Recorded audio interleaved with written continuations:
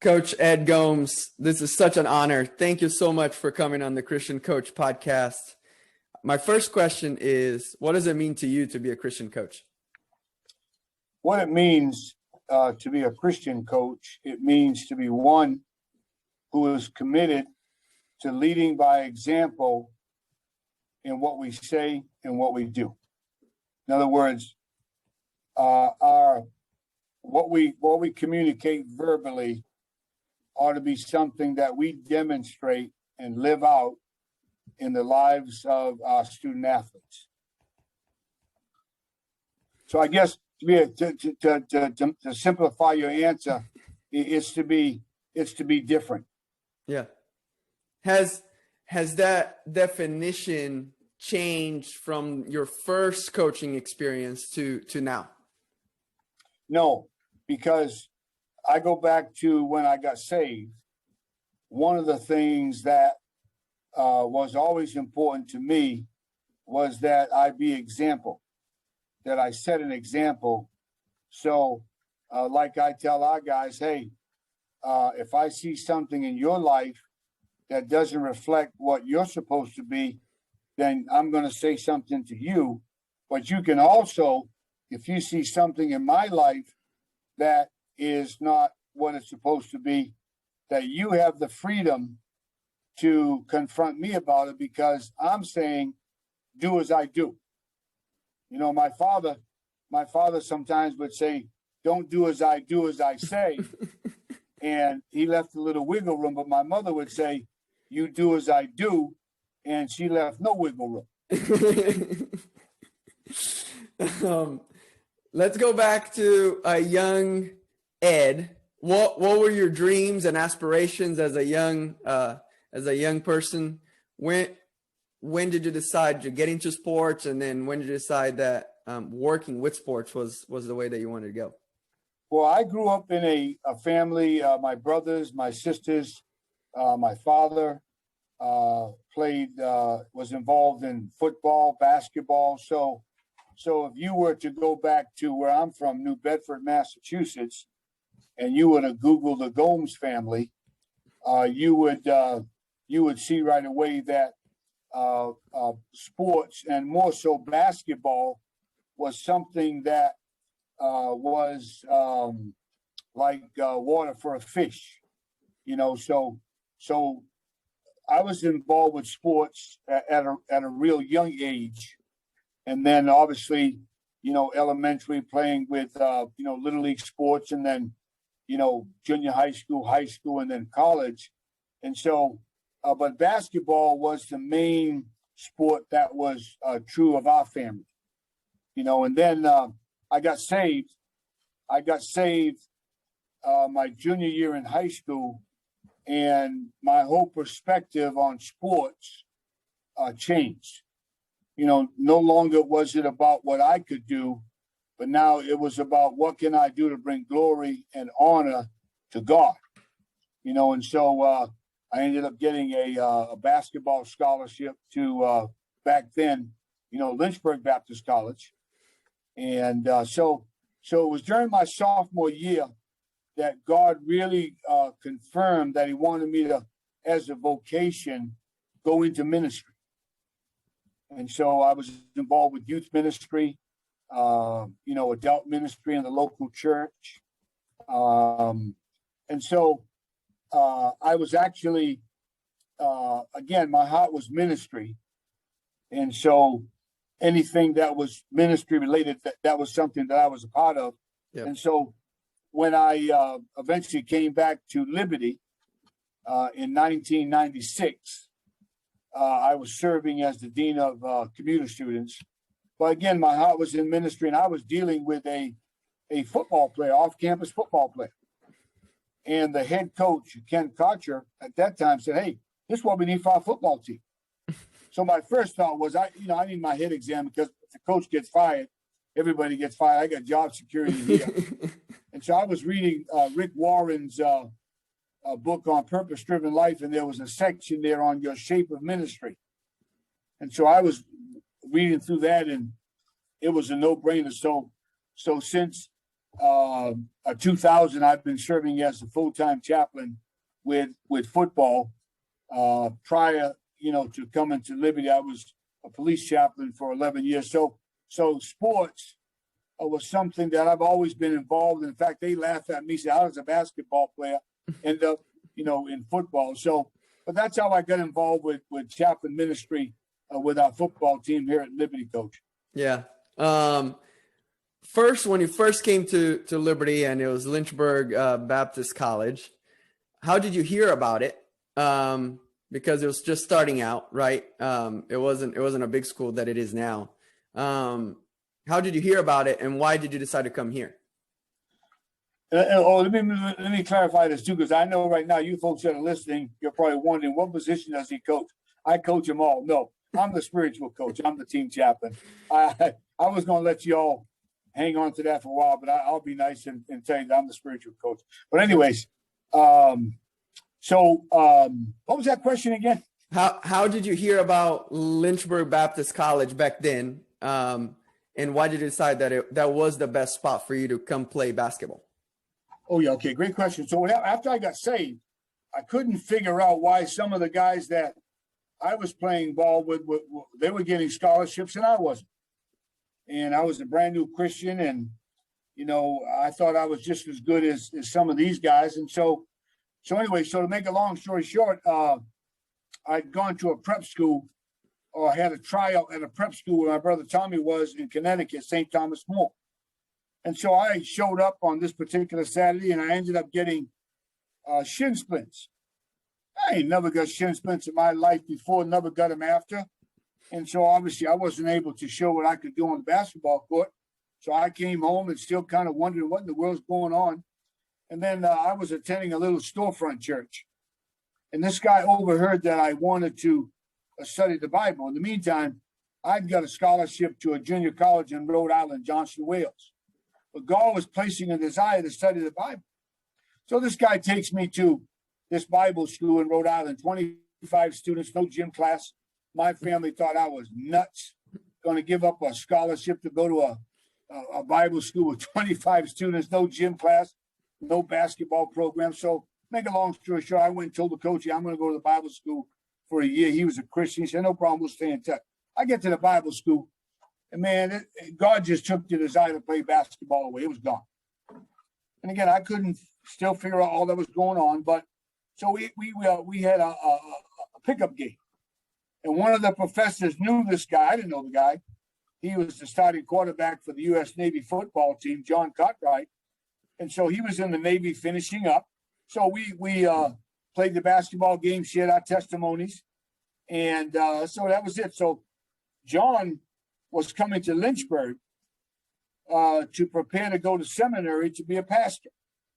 Well, he gets to Lynchburg and he runs into the basketball coach, and they start having a conversation.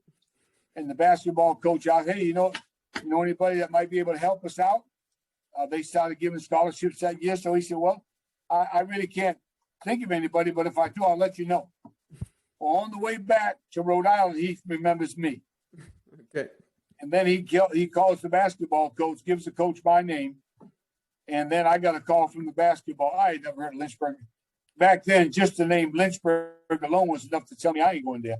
Lynchburg. But anyway, so I got a call from Coach Dan Manley, and man, I came on an official visit, and this is where I ended up. But God, again, in His providence, He closed that door at the prep school, closed the door at the junior college, let me play that one time with John Cartwright, and through all that, that's how I ended up coming to Lynchburg. And of course, when I showed up, Coach, I asked the coach, I said, Coach, where's the basketball court? Where's the dormitories? He said, we're going to be over there. It's going to be over there. Brother, all there was on the mountain was trees and the mansion and one white barn.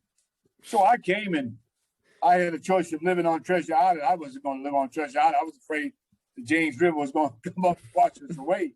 So I lived downtown at Stewart Arms Hotel. But that's how I found out about Lynchburg Baptist College. And I played 3 years. Didn't play my last year. God was kind of changing my heart. But that's how I ended up in Lynchburg. Yeah. And you've met your wife Did you meet your wife here at Liberty? No, I actually met my wife. Her dad started and pastored a church about 2 blocks from my house. Okay. And during, it was actually, I had a youth revival at her dad's church. And this young lady had a look on her face like, was I going to ask her for her address? And so, when I saw that kind of look, brother, that was history. Was that before coming to college or after? That was during. During college. Yeah. Okay. All right. You've been married now for almost 40 years. Yeah, right? 43 years. I told my wife, if I had known what was in that package, I'd have been chasing her a long time ago. What can you give us as some advice for younger coaches who are married or who might be getting married here soon, to be able to maintain a great relationship at home as well as be very successful at our jobs? Because you've been able to do both for now 43 years. Well, I would say, Coach, one is the key is remembering priorities. God first, family second, and job third. And those are things that you have to work at. Now, sometimes those,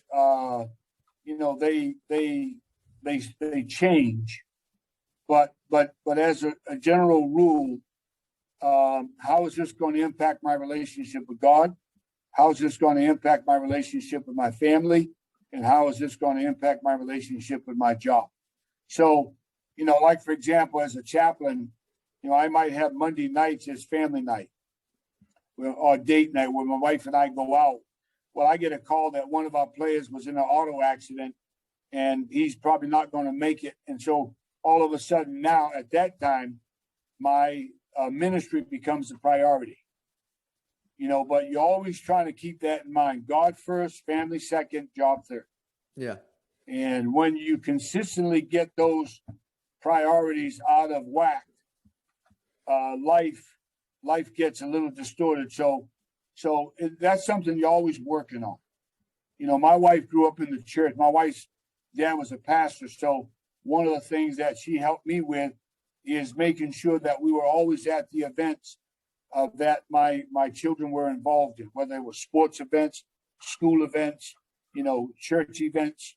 And so I think that would be the thing that I would say for any young couple or someone that's been married is God first, family second, job third. And you keep those three in front of you and everything else will. I remember my wife one time said to me, she said, it's easier for you to do something for someone else than it is for you to do something for me. And my problem was I never said no. Someone said, hey, can you help me? Oh, man, I'll be over there in 5 minutes. Well, for me, it was hard for me to say no. But when my wife said that to me, I had to say, wait a minute. My wife's God's trying to tell me something through my wife. Yeah. So I had to say, hey, man, I wish I could help. But right now, I've got some other things that I'm committed to, and I'm not able to do it. So I got better at that. Yeah. But again, God first, family second, job third. Yeah. You can only cash in on those chips of putting your job in front of your family or God, so many times before it just becomes out of balance, Yeah. And the thing too, Coach, is I didn't realize until my children left. We have 2 children, both married. They have 2 children. I didn't realize it until the children left. What an opportunity we had to model. So right now you're modeling. They're watching a movie. And just keep sowing seeds. Keep sowing seeds. Because you're not going to realize the impact that you have until they leave. Yeah. So just keep sowing seeds. Yeah. Coach, when you're working with the football players, and you do have some work with coaches as well and in the other sports here at Liberty, what is the one central message that once you're done working with them, they graduate or they move on? What is the one central message that you want them to know? The most important relationship is your relationship with God. Because that relationship impacts all the other relationships. I was just talking to one of our young men. His first semester, he was nowhere to be found. Well, he come back the second semester and he never looked back. And so I just talked to him the other day, and he was serving on the staff at Saddleback Church with Rick Warren. And he is now in Charlotte in the process of preparing to start a church. But when he first became a part of our football program, he was nowhere to be found, spiritually speaking. But when he decided to make his relationship with God the most important relationship, he never looked back. And then here he is today. And not that it's just folks that are in ministry. You know, today we have two young men who are part of our football team that are practicing medicine together. These were two guys that were spiritual leaders on our football team years ago, but today they're practicing medicine together here in Lynchburg, and spiritual things are still important to them. You know, so I would say, Coach, that through our relationship, through everything we talk about, is that they would know that the most important relationship is their relationship with God, because that relationship impacts them. It impacts not only them, it impacts if they're married, their wife, if they have children, their children. It just impacts every single area of their life. So that would be the most important thing that I would try to communicate, and hope that our guys will say, hey, this is what's important. Yeah. You're in charge of the spiritual side of things. It's hard to measure success. It's easier for a coach. It's win losses. We have a few chaplains that listen to the podcast as well. What does success look to you in your position as the team chaplain? And how do you make sure that those are that you're always seeking that the right type of success? Yeah, that's a great question. Because it's not about success. It's about being faithful as a coach, faithful as a chaplain, being faithful where God has planted us, and sowing seed.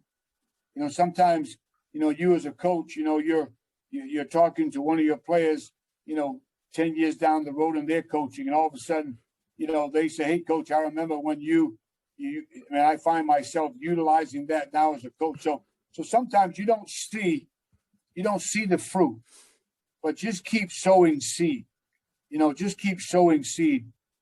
So for me, it's somebody utilizing the gifts that God has given them and allowing God to use him to be a blessing to others. We have guys that are in finance. We have guys that are in coaching.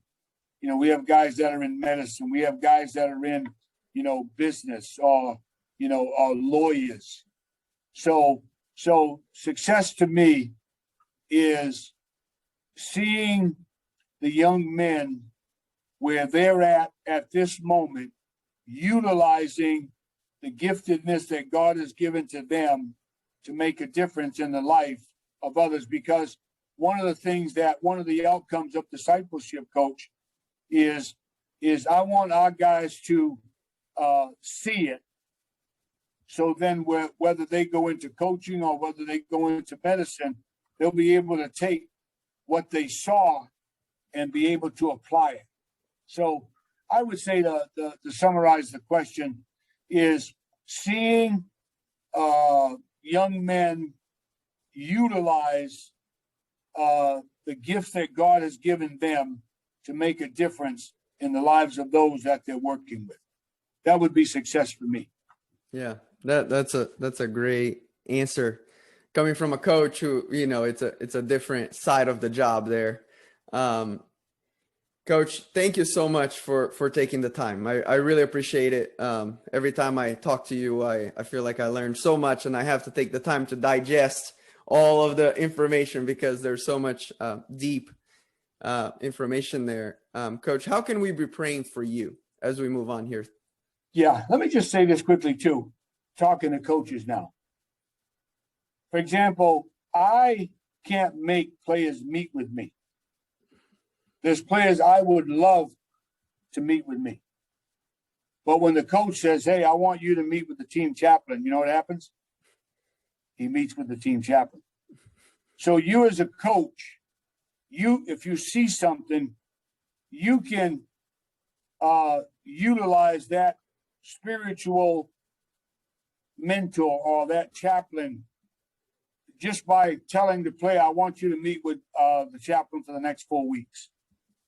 So as coaches, utilize, if you do have a chaplain, utilize him or her so that you work together as a team. So I would say for me, Coach, getting back to that question, faithfulness, that I will be faithful where I have been planted.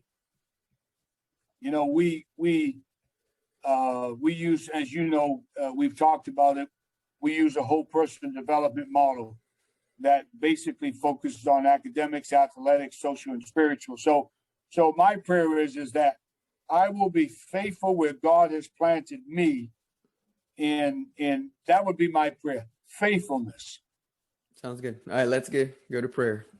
Dear Jesus, thank you so much for this conversation with Coach Gomes. Thank you for his steadfastness in his job and in his marriage and his relationship with his friends and family and coworkers and players.